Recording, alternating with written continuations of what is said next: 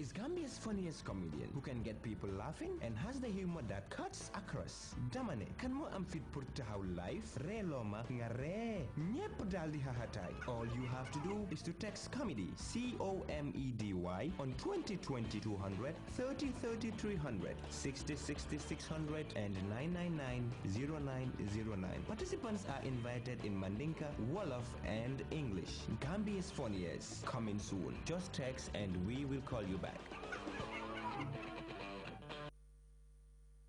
Welcome again to Discovering Truth, and I am Pastor Forbes from Abiding Word Ministries. Tonight we will continue in what is now part 4 of this series we have been discussing, the importance of transformation, the joy of transformation, and the process of transformation. By the very definition itself, you are transformed, or something is transformed. It predisposes a change, and for the purposes of our discussion, it's a positive change. It's an upward spiral. It's a change from less than the best to better and probably the best.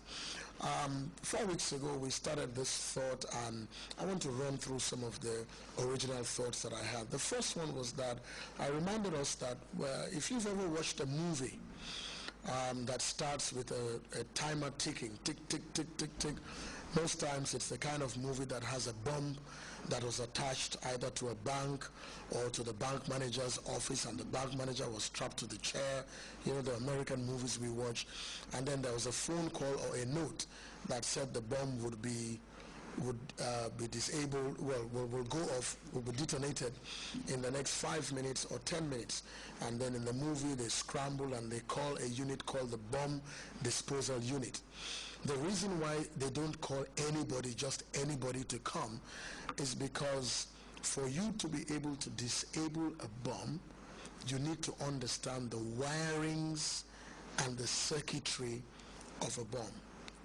And so, like they do in the movies, the bomb disposal unit will come and they'll be working hard, the time will be ticking, and just the way the movies are made to keep you on the edge of your seat, the bomb is finally disabled, the wire is cut, a pin is removed, 2 more seconds, and it goes 2, 1, 0, and nothing happens, and then the movie continues.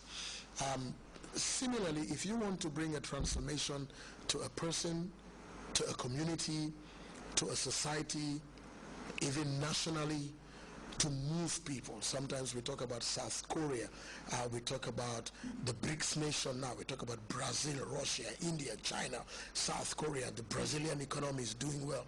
We talk about South Korea, Japan, some of these countries that from 1945 they were like recipient countries, they are now donor countries. So that national or people's psychic transformation, if we want to do that, we need to understand the wirings and the circuitry of the people, because everybody has a wiring.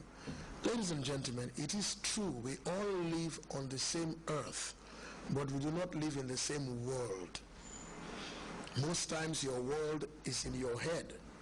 It's your mindset, it's your perspective. You can live in a world of suspicion. You can live in a world of bitterness. You can live in a world of generosity. You can live in a world of kindness. You can live in a world of forgiveness.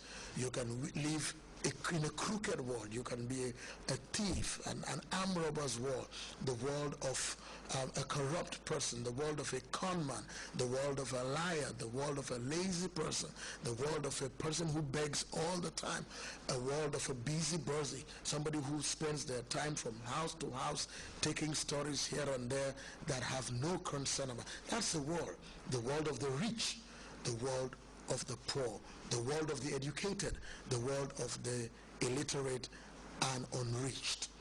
And so we all live on the same earth, but we carry our world with us. And that's why if you live a disorganized life, you are not organized, you carry your world with you. If you go to a place that's organized, they give you 4 months, you will disorganize it because that's your world. If you are the kind of person that's a last-minute person, you know, you're always asking, when is the flight coming? Are they there? Are they there? Is the bus coming? You are that kind of a person, you know, you must do something by Thursday. You play on Monday, Tuesday, you think, I'm not time, I'm not time, and then suddenly it's Thursday, and then you want to change 24 hours into 5 days. That's a world. And there are people who live in all these kinds of worlds. There are people who are givers. They are generous almost to a fault. There are people who are so kind. There are people who are so merciful. There are people who are just so compassionate. There are people who are very good at listening to people. They are just great listeners, great encouragers. And there's the exact opposite of all that I said, and it all resides in people. So people live in a world, different world, yet we live on the same earth. And those lifestyles, those behaviors are wirings. They are wirings. It was about 2 weeks ago I read somewhere on the internet that a gentleman in one of the European countries, who the health people were coming to check him out whether he was okay, and because he wanted to remain on health benefit, he actually took a saw and he cut his foot off, because to him, to beg and to be given state funds is better than for him to use his potential and work hard and be somebody. There are people who you give the opportunity in an evangelistic meeting that you can be healed in the name of Jesus. Something can happen to you. And they say, no, once I get well, I will come off the support of the state. So I'll rather remain like that. And so if you want to bring a transformation to all those kinds of people, you definitely need to understand their wiring. Why is this person always late? Why does this person always talk? Why is this person always sleeping? Why does that boy always fail the exam? Why is that person always like that? Why is this woman always broke every time?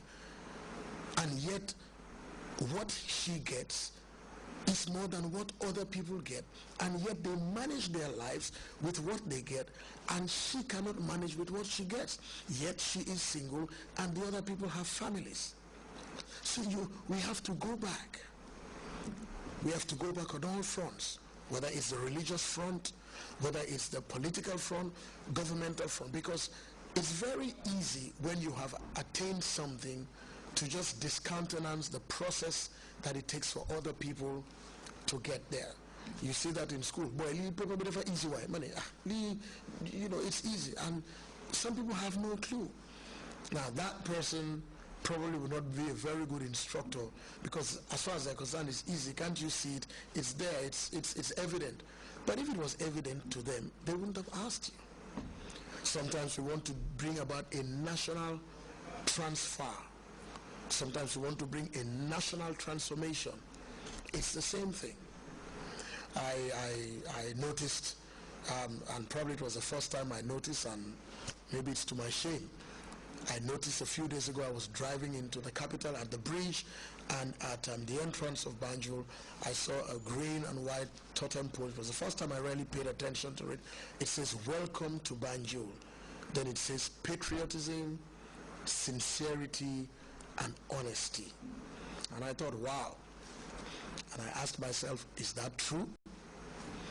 That is what we aim. I'm not too sure whether it's a mantra for the people of Banjul or the capital of Banjul, or whether it's for the nation of the Gambia. But that's what it said. So anybody who's driving into our capital city, and actually Banjul starts from this end when we cross the bridge, if you're coming from the Combos, and you cross Denton Bridge, and it's there. And there's another one I saw before Gambia High School or thereabout, and I thought, wow.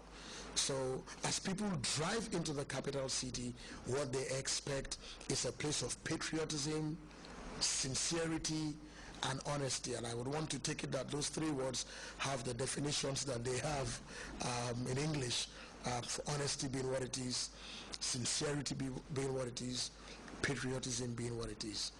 Now, if you look at the number of court cases we have, and you juxtapose them with those three words, chances are there's a problem somewhere. Do we throw everybody away? No. Is everybody bad? No. Is patriotism a wrong, far-fetched ideal? No. Is sincerity an impossibility? No. Is honesty a hard thing to attain? No. So how do we marry the two?